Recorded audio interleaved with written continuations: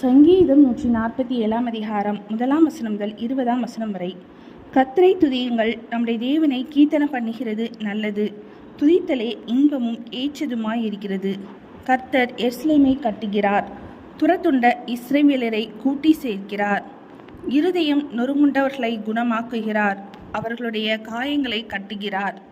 அவர் நட்சத்திரங்களின் இலக்கத்தை எண்ணி அவைகளுக்கெல்லாம் பெயரிட்டு அழைக்கிறார். நம்முடைய ஆண்டவர் பெரியவரும் மகா பலமுள்ளவருமாய் இருக்கிறார். அவருடைய அறிவு அளவில்லாதது.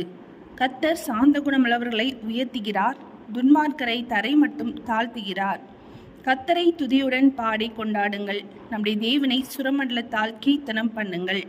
அவர் வானத்தை மேகங்களால் மூடி பூமிக்கு மலையை ஆயத்தப்படுத்தி மலைகளில் புல்லை முளைப்பிக்கிறார்.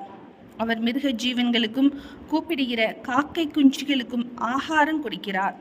அவர் குதிரையின் பலத்தில் விருப்பமாயிரார், வீரனுடைய கால்களில் பிரியப்படார். தமக்கு பயந்து தமது கிருபைக்கு காத்திருக்கிறவர்கள் மேல் கர்த்தர் பிரியமாய் இருக்கிறார்.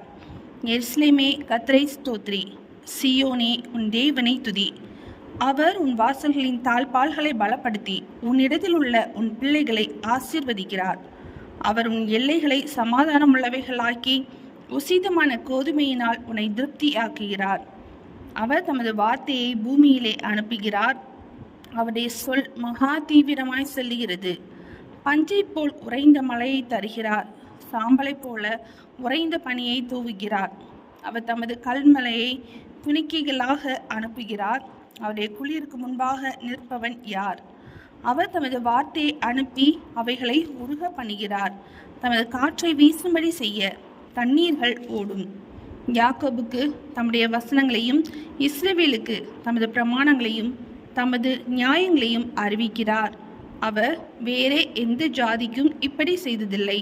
அவருடைய நியாயங்களை அறியாமற் போகிறார்கள். அல்லேலுயா. சங்கீதம் 147 அதிகாரம் முடிந்தது.